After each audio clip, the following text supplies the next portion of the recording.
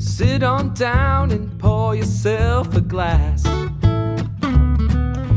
tune into your favorite podcast, where things will be misquoted and opinions ain't sugar-coated.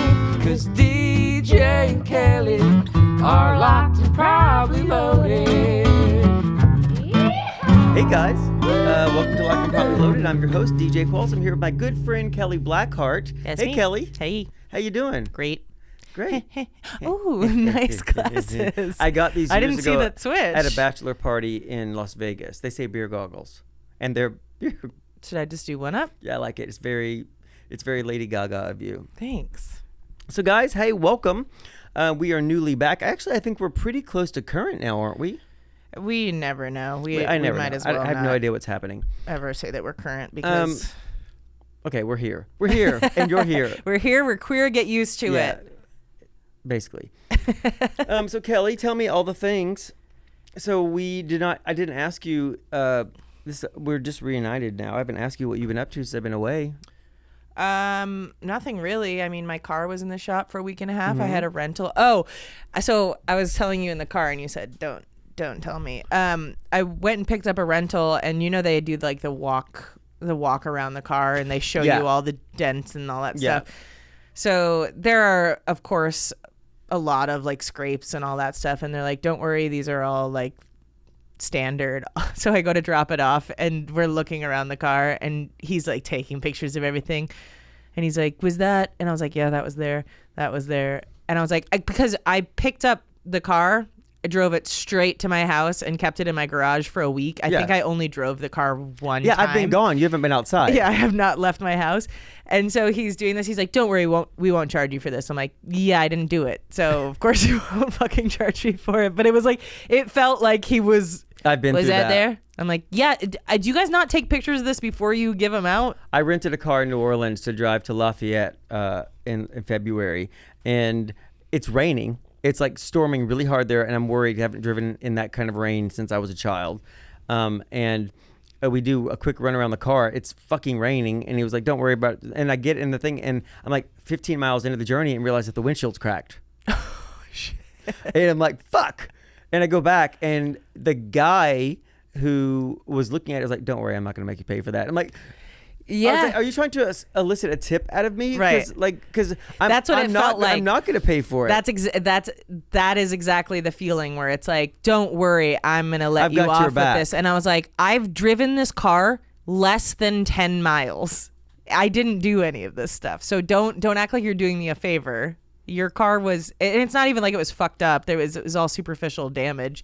But it was very annoying. You should have just gone and parked it over at Billy's house and let that lady have a turn on it. Well, I mean, that's what I was saying too, is like this was the most seamless situation I've ever had with an accident or something like that. Like, I never even had to contact my own insurance. The body shop that I went to has dealt with the other person's insurance company a bunch of times. So like, I didn't have any money transfer issues. It's just like, I dropped my car off, I picked it up, and I walked away. And it was great. See, that's the worst thing. When something happens to you, you're like, God, I'm going to be on, they're going to put me in like a telephone loop. Yes. Where it's like a choose your own adventure where they're going to hang up on me eventually, and then I'm going to have to call back and do this. Agent. Yeah. Agent. Screaming. I guarantee you that somebody has made money on just looping a bunch of people doing this. Agent. Yeah. Agent. Oh, There's probably some porn based on this. Yeah. Well, Biden apparently just proposed a few policies. One of them is that if you subscribe to something online, you have to be able to cancel online, which is great. You can't do that? There's a lot of companies that you can't cancel online. So it's like call us to cancel. Right. Or like put you in a gyms, maze? for instance. Like 24-Hour Fitness, I had a membership with before the pandemic, and then tried to cancel during the pandemic. And they're like, you have to come into one of our locations. I was like, well, I'm not going to do that. And they're like, okay, send certified mail. I'm like, how about we're on the fucking phone right now, and you just cancel my fucking account? Could you write it on a brick and then throw that to the fucking window? Certified, you fucking assholes. So there's many of those. And then another one was that you have to be able to talk to a person on the phone when you call for customer service, like through just clicking a button, because not by saying agent angrily 74 times. Because I'm sure there are so many people who are fine with using the automated systems for many things, right? It's like you don't want to talk to a person, but when you need to, it's fucking impossible. Here's the thing that makes me crazy is that the problem I'm having, I'm there because the fucking automated system doesn't have a choice for it. Right. So, and then to be told that, well, you know what you really should need to do by a computer voice is you need to log on to the website or the app. And do go this. talk to our AI chat. Why am I here? Yeah. There's been so many times where I've tried to like get customer service through an AI chat on their website, and it's like I type something in and then they give me some unrelated fucking thing, and they're like, did this help? I'm like, no, fucker, it did not. And then they're like, sorry, we don't understand. Maybe what would you like help with? Maybe you have low self-esteem because you don't have a man in your life. Have you tried anal? Is this helpful? Yes or no? Here's an article about how to not be lonely. I never get lonely. See, I don't feel lonely either. Ever. Like, I literally never feel lonely. I want to be alone more. Me too. Let's think about sex and you go sit over there. We have a bunch of like emails from our Buzzsprout fan mail. I think this is very good to do like every other episode. Yeah. So let's and I also added a question box on our Instagram, and so there's some things there too. So let's see. Is one of them, do I have low self-esteem because I don't have a man in my life? Yeah. Did you write that? Okay, first one. I'm not going to read the usernames. I do have a man in my life, by the way, so don't. I know how this works. Then this will be all over the internet saying that I've befallen tragedy. Everything's fine. Somebody said y'all should Google turtle penises and discuss. No, I don't want to see anything gross. I think they're just like corkscrews, aren't they? They're like have like actual turtle penises, not humans with turtle penises. Yeah, I would think so. But see, here's the thing: when you do that, sometimes you can see things that you can't unsee. But I'm wearing beer goggles that are not my prescription right now. Yeah, so. No, I think we're talking about actual turtle penises. Okay, I've actually seen a turtle penis, not in real life, but on the internet. While he's looking that up, somebody said just had a super awkward hookup last week. What's your biggest WTF moment in a hookup? Oh. God, almost all of my hookups have been what the fuck moments. I've got one. I was hooking up with a guy one time. After we had sex, I go to sleep, or like get ready to go to sleep, and I always sleep with one arm under the pillow. And so I put my arm under the pillow and I feel something hard. And so I like pick it up and it's a Nuva ring. And I go, is this mine? And he's like, that's a birth control device, yeah, right? Yeah. Okay. It's my birth control. And so I go, is this mine? And he goes, yeah, I thought it was weird that you would not tell me that we were having sex on your period. And I go, do you think this is a tampon? So, why is it under your fucking pillow? If not, you just took out my fucking birth control, you moron. Did he find it and hide it under his pillow? Yeah, he while we were getting ready to have sex, he took it out because he felt it. Oh, right. And he took it out because he thought it was my tampon. I don't know any of those words. Why is that? So that was one of the first times I got the morning after pill. Wow. That's like a fucked up tooth fairy situation, isn't it? What does that turn into the next day? Not money. It's money drains from your bank account because all of a sudden you're fucking pregnant or you need to pay. And of course I had to pay for the fucking Plan B by myself. How much was Plan B back then? Do you remember? I think it was like around $50. How much is it now? You can get them cheap. I think you can get them on Amazon now, so they sell them for cheaper. But probably Plan B is not something I would comparison shop. I probably would go back to a source, probably buy it from a brick and mortar. I could go back and complain if it didn't work. Well, the thing, depending on where you live, it's hard to get Plan B because it's illegal some places, right? Is it illegal? There's that, but also there's a lot of fucking judgment from some pharmacists and stuff like that. Like so you go in and be like, oh, this whore wants Plan B. yeah, basically, Really? it's like the whores are here. Get the Plan B. Slutty slut did not use protection last night, and you're like, no, I did. I found my the guy Nuva ring literally under his took my pillow. Nuva ring out. So that's my bad. You know Sorry. what you should do if anybody out there is getting Plan B in their community and you start to get any attitude, tell Kelly's story. Oh yeah, so I tried, but this guy took my Nuva ring out and He put thought it was under a his tampon. pillow. So just overshare. It's remember that time I told you if you're not getting seated in a restaurant, do gay stuff in the door and you'll be seated immediately. This is like that, but with Plan B. Yeah, there's only one time I ever haven't paid for Plan B. And it was a guy who... Oh my God, I had the worst joke ever. What? When somebody pushed you down the stairs. No, that was twice. that happened twice. No, it's a guy who is now a multi-millionaire. He was on a season of Shark Tank, and has a very successful business. But he came over, and then I was like, I joked around at the end of the night. I was like, all right, just make sure to leave some money for some Plan B on the nightstand before you leave. And I woke up the next morning. He was leaving for a cruise the next morning. He left you an insulated thermos that he went left on me to make... $100. I made $50 from that sex. I thought about not getting the Plan B because I was like, I have a millionaire's baby. Exactly. But no, I did not want that. It would be funny if he left you like salad spoons or whatever he sold on or a small share in his company. I don't have any money right now, but this is going to be would have huge. taken the shares for sure. He was already rich at the time, but I'm sure he's like Women are really, so really lucky wealthy. they can have sex with rich and powerful men. Don't you feel lucky? No,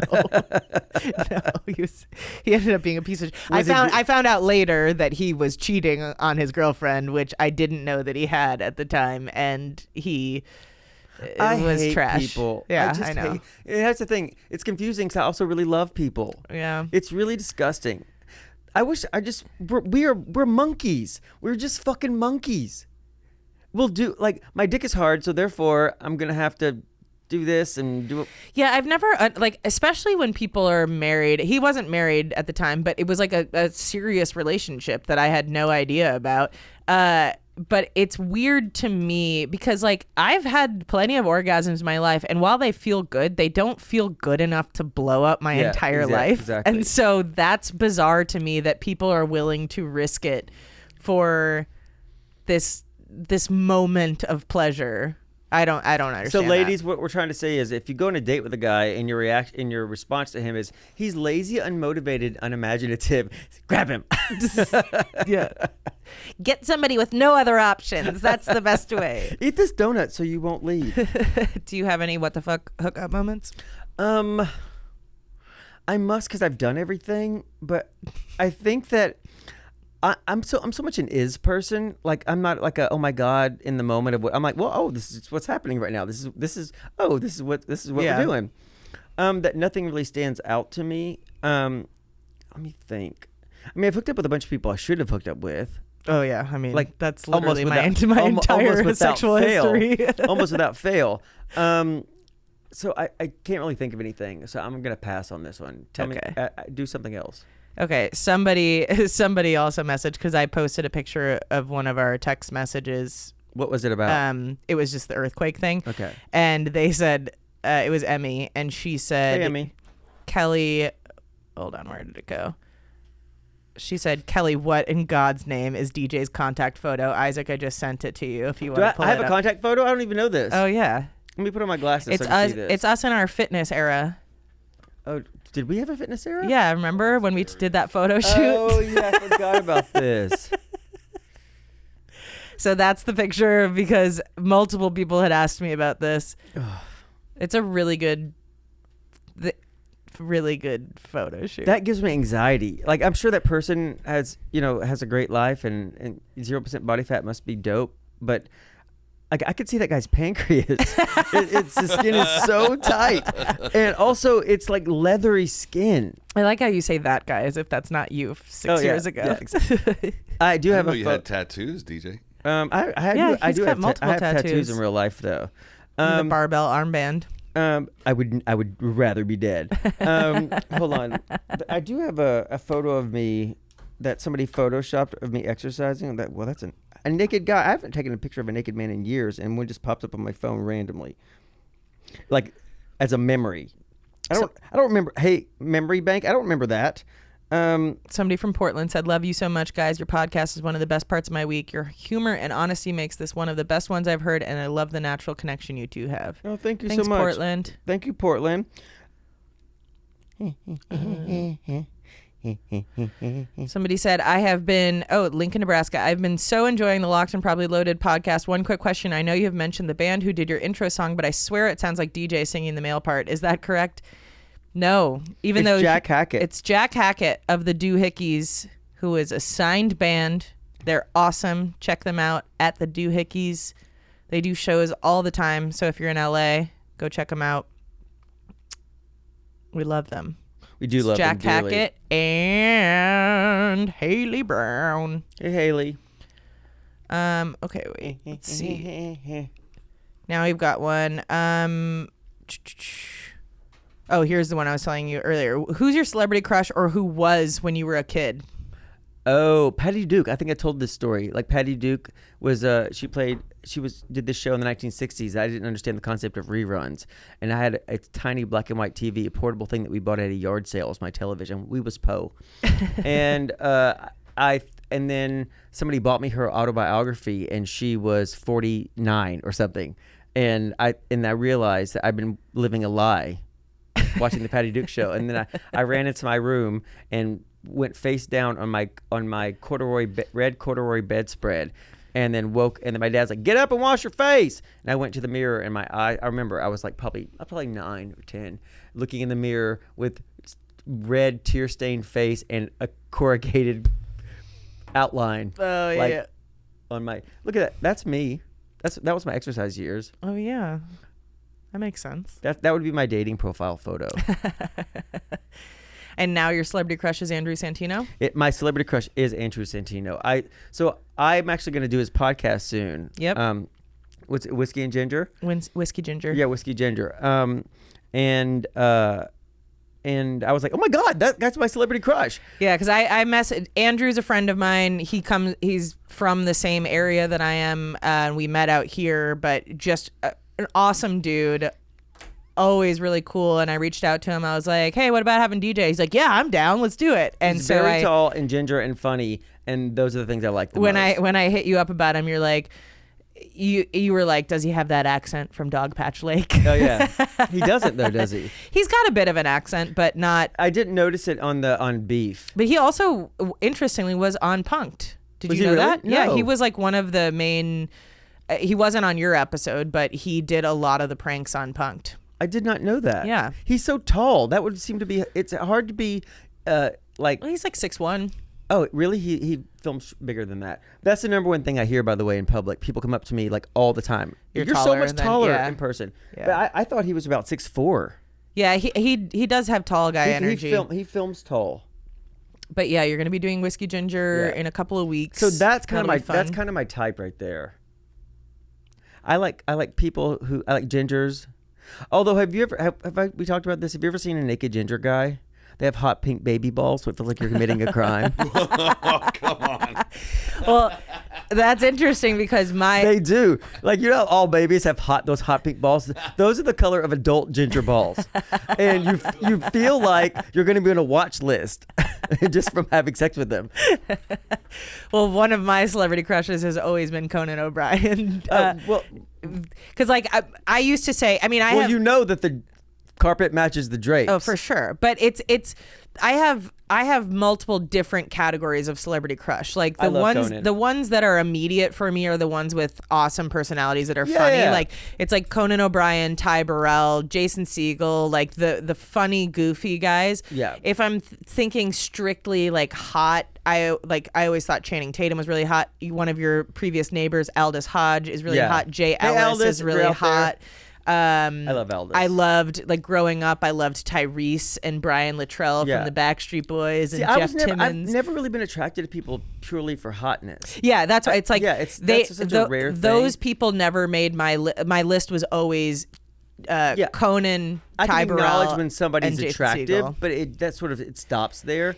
But people who are interesting, Yeah, it's like or funny or have great personalities. Yeah, that I've really is a never thing. that is such an interesting thing too, because people talk about like celebrity hall passes, and I've never really been able to answer the question, because until I get to know, there's nobody that I know that I want to have sex with based on what they look like. Yeah, or their or job. even their personality. Like Yeah. I would have to know what the connection was between us. I've joked with you that if I had a vagina, I would have $47 million because men are so stupid. But I probably wouldn't. I probably have $21 million. Yeah. So Tomato, tomato. I'd be doing a lot less than I say that I would be doing. But personality is everything to me. You've got to be funny, or not even funny. You have to be. There's something about, like, if you love something, if you're passionate about something, that makes me really attracted to you. Like, even if it's something geeky. Mm-hmm. Like if you have a Dungeons and Dragons game that you go to and it's something that you really, really love, just don't do it in front of me. I don't want to hear the voices. And I'm not speaking about anybody in particular, especially not my own partner who goes to a Dungeons and Dragons every Saturday night. Oh yeah, he was telling me about it when I was Ty in got kicked Vancouver. out of his Dungeons and Dragons. Or they tried to kick him out once because he Did too many voices? No. Gosh. It's because his character was so good that he kept vanquishing or whatever they do. Like, he kept killing them. And, like, he was like, well, I have an invincibility cloak of 47 and a truth dice of 12, and the arrow that I shot had to go true because it was the third roll of the whatever. But he's very good at it.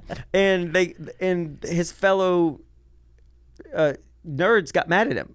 And they tried to throw him, like he's too powerful. Yeah, things have gotten bad.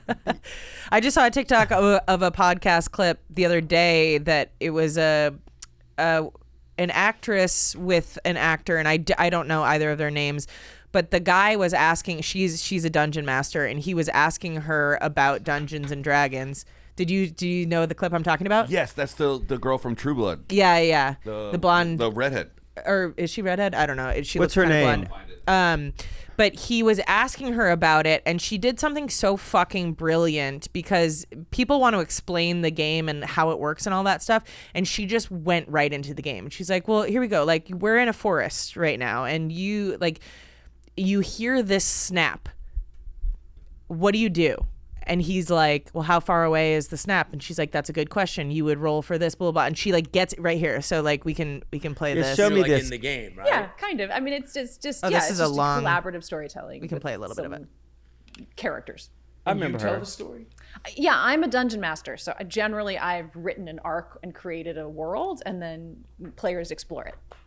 And I make calls as to like how difficult it is to climb a wall or fight a monster or that kind of thing. And so if you say this is a real difficult monster Who's to that? fight, then John you got to come up Bernthal. with a different Oh, way I of love fighting it. Johnny B. Yeah, or John's my either friend. I mean, it can just. I don't have my be glasses on. how hard Hey, it is, Johnny how B. long the I love thing, or Johnny. It might be how do you negotiate your way out of it. If you can't actually kill a dragon, but it's going to eat you, how do you tell it not to? So there are other kind of checks that you can do, persuasions and deceptions and intimidations. So, like, and go all Then forward you a little decide bit. Whether you beat the dragon, the person whether beat the it's dragon. yeah, or there are not. stats. There's a lot of jokes and said that he was And another. handsome. He just has been sheltered. So when he got out in the world and started investigating, he thinks that he's this charming, suave individual, but his stats, his like literal charisma this stats isn't are the very part. low. Okay, It's so let me just stop this. How many people have seen this video? I've only seen the clip on TikTok. It's 365,000 people have watched this. That means that 250,000 of them shot their load watching this. Like a hot woman who's into Dungeons and Dragons is every nerd's fantasy. Yeah, I mean, it was, so I don't, this is a longer clip. I think the clip I watched on TikTok was like maybe 2 minutes or something like that. But she immediately like gets him into a scene, because people will like, I love Settlers of Catan, right? What does that mean? It's a game. Okay, I don't know this. And people will ask what the game is, but the best way to learn a game is just to start playing, and you learn as you go. And Yeah. the way that I teach people is I'm like, let's just start playing, and I will tell you if the moves that you're making are kind of messed up or not. Like problem I'll with give you the- some guidance on the problem first with that round. strategy, though, is that people that are really good at something or really into it are usually not patient unless they like the person. Like, that's why, every time I'm at a friend's house who's a gamer, who's like an adult male, is calling like a 12-year-old a cunt. You know what I mean? Like the Well, these are like he's 12. these are board games that you're playing with people in person and stuff like but that. you usually do it with a crew based on a history, right? Yeah. Because like you you build this character over time. So I found that, well, I would not found, but from what I've heard of it, it's pretty cliquey, right?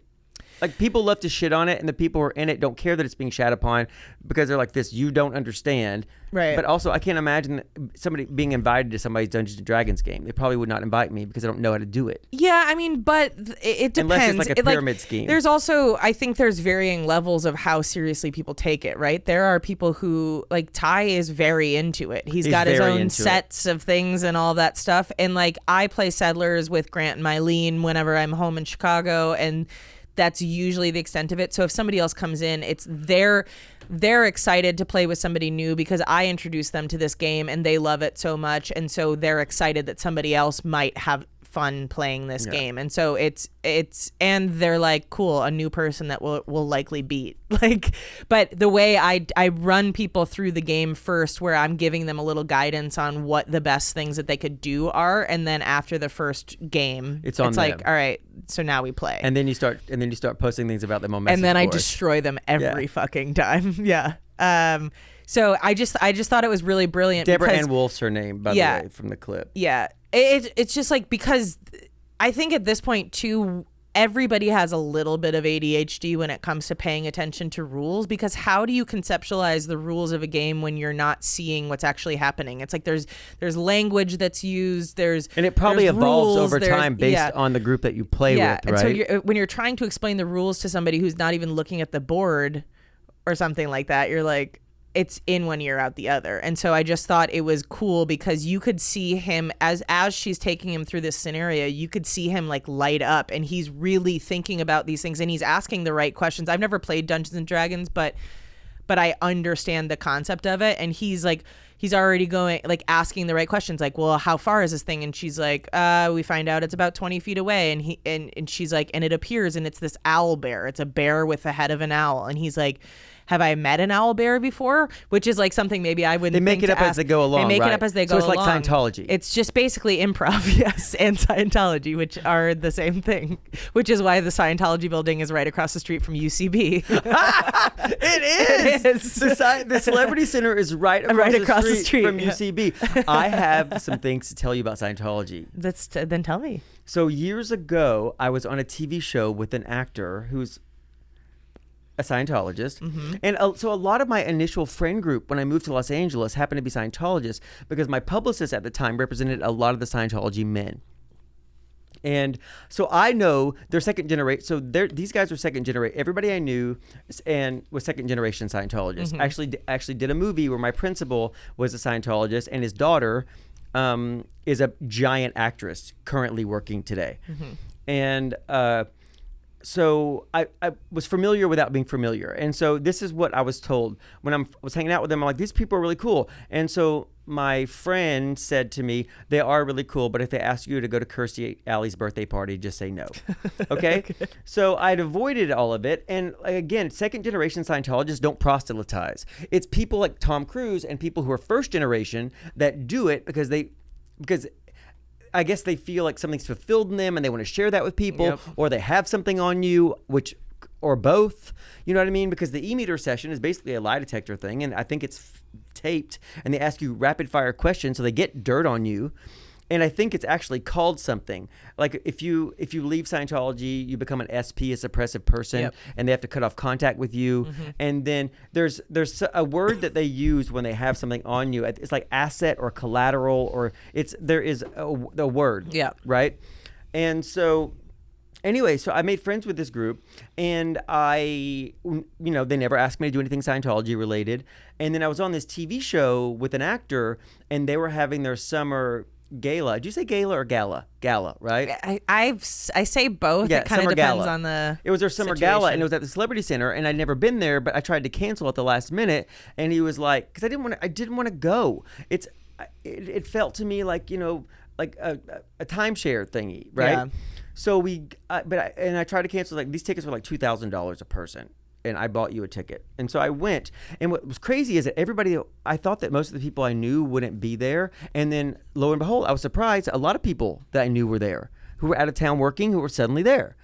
And I met like Nancy Cartwright, who's the voice of Bart Simpson, and John Travolta was there. I met him. And what a good actor. He's a really good actor in real life, because the way he is in private is not that. And I'm not saying anything more. Take from that what you will. Yeah. So I'm there, and so my friend's mother is like in charge of the Celebrity Center, and it's at the Celebrity Center. And first of all, the Celebrity Center is beautiful. It's a giant castle basically on Franklin, right across from Birds. Yeah, it's and gorgeous. the Upright Citizens Brigade. And there's a wall around it. It's a fortress basically. Yeah. So I go there, and all the kids, like I guess the servants of the Scientology world are like the valets, and they're like, that's what it is basically. Yeah. And the people on the CDU program or whatever it's called, they're the servants, and the celebrities are sort of like the royalty. And so I go there, and my friend's mother takes me on. So first of all, I feel so loved and included. They start asking me questions about like acceptance and all. Do you think that we're anti-gay? We're not. We're really not. That's a common misconception. It's like, actually, we all identify as. We're all gay as hell. Yeah, exactly. Bend over. Have you seen this website about anal sex? No. Why does everybody look like a Matisse painting? Wait, her hand is backwards. No. They were like, we are about acceptance and growth. That's what we want. Nothing more than you to be happy and resolved. And I'm like, okay. And so shakes me around. The place is beautiful. Takes me on a tour, and then they get me to agree to do something called Purif, is where you go to their place in like the desert, like Desert Hot Springs or Palm Springs, and they pump you full of niacin, which I take anyway, but like high doses, and you sweat out toxins. And it really, apparently it works like to purge yourself of like toxins, because people who like firefighters who were in 9/11 have gotten free Purif, and and literally it leached out tar and stuff from their skin. There was a guy there who was a speaker who was a fireman who had gone through Purif.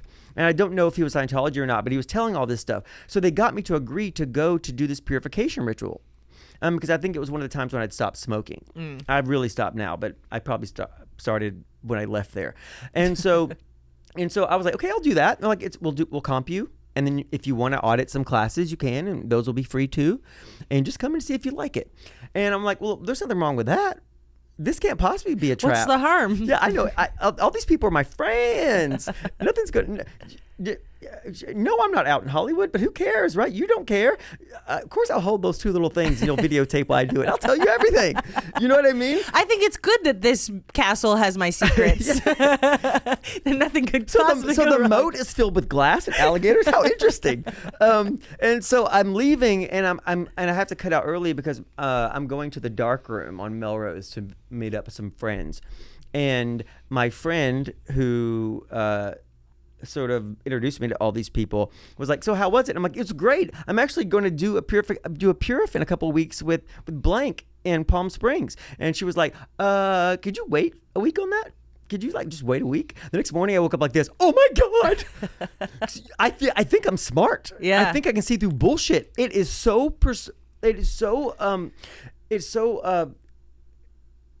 think the first test is on the personality test. Are you as happy as you can be? Yeah.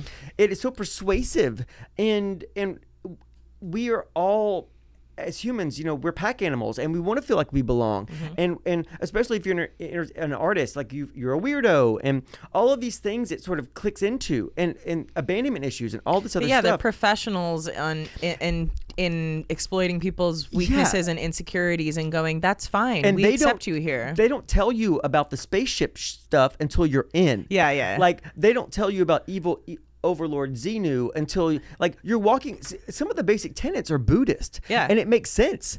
They don't tell you. So you're walking down a path of shit that makes sense to you, and then it starts to veer a little bit to the left, and you don't realize how far you are from the path of like common sense insanity Yeah. until it's too far fucking until you're like That's every cult, right? Like people talk so much shit about cults as if they would never be susceptible to joining, and it's like they don't the same as abuse. It never starts with abuse. It starts with all of the really lovely stuff and the stuff that is easy to agree with. It's like we want to make the world a better place. We want to love everybody. We want to build community. We want to have joy and all of these things. And again, once you fall in love with the community and the circumstances, that's when they start inching their way towards the abuse Right. and the really crazy shit. And they do it in a way that is so organized that the first thing that they introduce is still not Xenu. Right. Or it's still not hitting you in the face. It's I'm going to start controlling where you can go and who you talk to or whatever. And then there's always plausible deniability. It's like, oh, well, they didn't mean it like that. Of course. Or whatever it is. And then it it's snowballs. cult mentality. It's Yep. the same way that people triple. They're always saying he didn't mean that. He Yep. meant it like this. They will explain away anything he does. And also, I have to add to before we move on from this. Do you know that Darwin on his deathbed recanted and basically said that he was praying and basically said that a lot of what he said wasn't true because he was hedging his bets. I would like to say this, that I just made up that whole story about Scientology. It's all alleged, just in case somebody tried to sue me. Oh, yeah, right. Yeah. Allegedly, all that allegedly happened. Allegedly, I did this TV show with this guy who was a Scientologist, and you can't possibly Google that and put that together. It's all alleged. You can't possibly Google some photos of me from the early 2000s to find out who any of these people were. All allegedly. None of this happened. None of this is real. Yeah. He's an actor. I'm an actor. And good at improv. Also, he actually never went to the Scientology building. It was UCB the whole time. He was just looking at the Scientology building. It's improv. Yeah, it is improv. It's improv. But I do have a friend who had to like escape under the cover of night, go down the back staircase, and before she left, though, she told the public that she was being followed and all this stuff was happening. Mm-hmm. And I have another friend who claims that says, and I believe her, that she was basically auditioned to be the new girlfriend of this actor. Oh, wow. That a lot of girls were called in. Yeah. Under the guise of it being a project. Yeah, I know a guy. We had a guy as an expert on, I don't know about that. Allegedly. With Jim None of that happened. Jeffries. Well, this one is not alleged, and he is fully out. And you can't be sued. You can't be sued for saying it, right? No. He was our Scientology expert right. on. So I used to do a podcast called I Don't Know About That with Jim Jeffries, and every week we had an expert on a new topic, and we did one on Scientology. And this guy was a former Scientologist, got in through his parents, and his dad is like a major player in Scientology, and he's also a keto doctor. Like Is his wife missing? No. Okay. It's not allegedly David. Is his wife allegedly missing? No. But he's this. Where is she? I don't know. We've seen Richard Simmons. Where the fuck we saw is Richard Shelley? Simmons before we saw her. Yeah. Is that her name, Shelley? Shelley Miscavige, yeah. Where is she? And so that's something we can't be sued for because I'm right. Nobody has seen her, right? No, yeah, she's. It's like she was here one day and now she's. I'm hoping she's just hiding somewhere. I'm hoping that's the case, but Like allegedly. Where would she be hiding? I don't know, but allegedly things don't go well. Why when don't they people perform wanna a leave. wellness check? They performed a wellness check on Richard Simmons. That's what's so weird about it is because allegedly her family cares about her, but it's like you're not updating anybody on what's going on, and doesn't seem like you're actually looking for her. So one might think that allegedly she was dead. And allegedly, do you think they've been paid off? Or are they still looking for her? Well, allegedly, I think that she's dead, probably. No, but has it been like 17 years or something like that? they Yeah, haven't it's been seen a her? fucking long time. Did you say? Okay. Oh wait, She went missing in 2007, and then detectives in LA found her and her attorney in 2014 and said she was safe and alive. allegedly? Okay. No, they said that we're not going to be examples of whatever. No, that's on the internet. Yeah, we're not going to be. Well, the internet's no, never been wrong. I'm saying that we're not going to be misinformation people. Okay, so they found her, Yeah. and she's alive and well. Yeah, but he escaped from it, and he's now a suppressive person. Like, is he's no contact with his family, but that makes sense Did you read because that they're letter still that involved. And Paul Haggis wrote, the No. open letter that he wrote in, I think it was the New Yorker or something. It's heartbreaking. It talks about like how, you know, he was separated from his daughter. yeah. You know, I mean, no, his daughter was separated from his grandparents because they left the church. And Paul basically asked directly, "Are you donating money to Proposition 8?" And he was lied to. Like it's heartbreaking. Yeah, I think with any cult or I mean, it's even all when it kind comes of to culty, like right? Religion is politics, so right? Like there are divisive. so many people who are now no contact with their families because things have just gone down such a fucking hole. It's awful. That if you are in any type, I mean, I think you and I would never join a cult at this point because if they told us to show up to multiple meetings a Oh my week, we'd be God, like, "Are it's you way over fucking there. joking?" Like It's way over there. I don't have the energy to go to that many events. But I understand how people get roped in, especially when you move to like, you know, these big cities where it's like you maybe move from a small town to a big city and you're trying to find friends and Well, all the that personality stuff. test was on Hollywood Boulevard. Yeah. I harass the fuck out of the Scientology people when I'm out there. But it really is one of those things that it's so if you ever are finding a new friend group or community and they are suddenly giving you ideas to cut off contact with the people in your Right. life that care about you, that is your first Yeah, it's a fucking warning warning sign. Like and even if it's like somebody's going, you're telling them like, "Oh, I don't have this great relationship with my parents," or whatever it is, and they're like, "You probably shouldn't talk to him anymore." Go talk to multiple other people that are not in that community before you ever cut off contact with people that can actually help you. Here's what I want you to do. If you get involved in a group of people and they're telling you things like the people in your life are bad for you and you haven't had that thought previously, if you start looking at people around you who loved you until you started thinking differently about them and it's coming from a single source, imagine it's like somebody has called you and asked you if you want to extend your car warranty. And say yes. They do not have your best interest at Because you heart. should actually need that warranty for a really long time. We've been trying to reach you about cutting off your family forever. You see the TikTok where there was a Scientology security guard outside, and some guy walks up and says, "Go inside," and the security guard just walks back inside.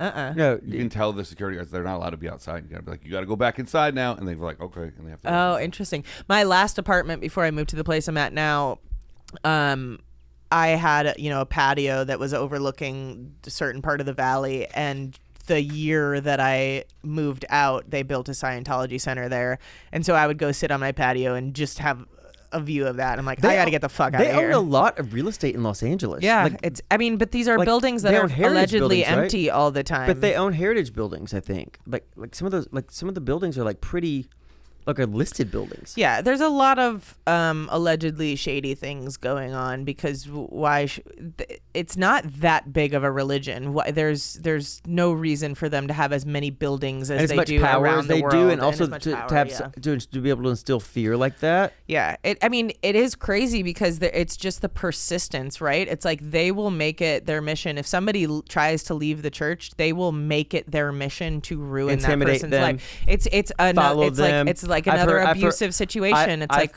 what's the heard- point of leaving? I've heard alleged dog poisoning. Yep. Like Going they'll through your fuck mail. with you, fuck with your car. Yep.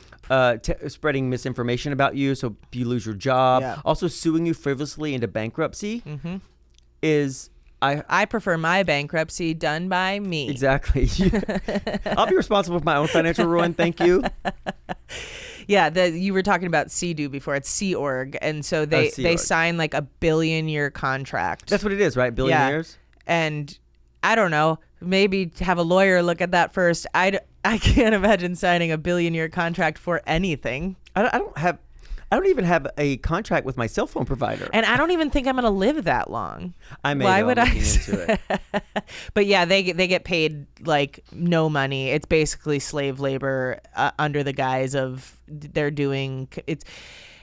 Allegedly, it's one of those things where And they it's work all the basically time, just right? human trafficking, They right? basically do they whatever work all the time, and they have no time to brush their teeth, then put on a vitamin C, Moisturizer, yeah, a vitamin C serum, and let it soak and, in. and brush their teeth and floss while they read for 15 minutes, and then put on another cream on the back of their eye hands. cream. Yeah.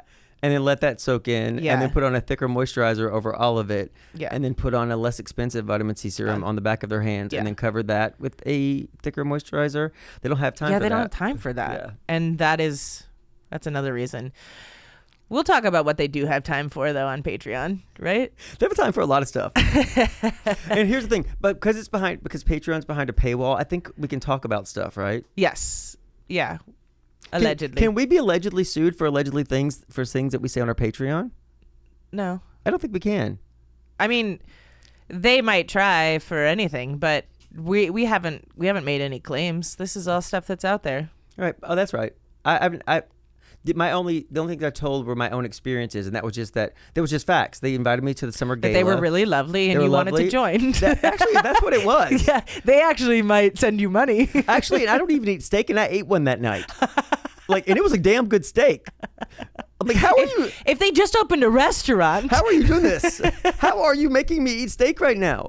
Guys, we'll see you next week. You can check us out on social media at LoadedPod on TikTok and Instagram. And send us an email, probably loadedpod@gmail.com. And if you want to join us on Patreon, it's patreon.com/loadedpod. We do monthly live happy hours. You get the episodes a week early, and you get video. You can see what glasses we're wearing every week. I'm wearing beer goggles right now. Am I? No, I was. I'm wearing regular sunglasses now. Guys, I just want to say thank you so much for joining us. We love what we do here, and we love that you are loving it too and supporting us. And I will end this by saying that none of this was true. It was all made up. Allegedly. And if you want to know the real story, go to Patreon. Bye. Sit on down and pour yourself a glass. And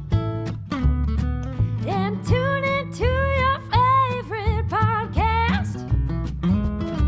Where things will be misquoted. And opinions ain't sugar-coated. 'Cause DJ and Kelly are locked and probably loaded.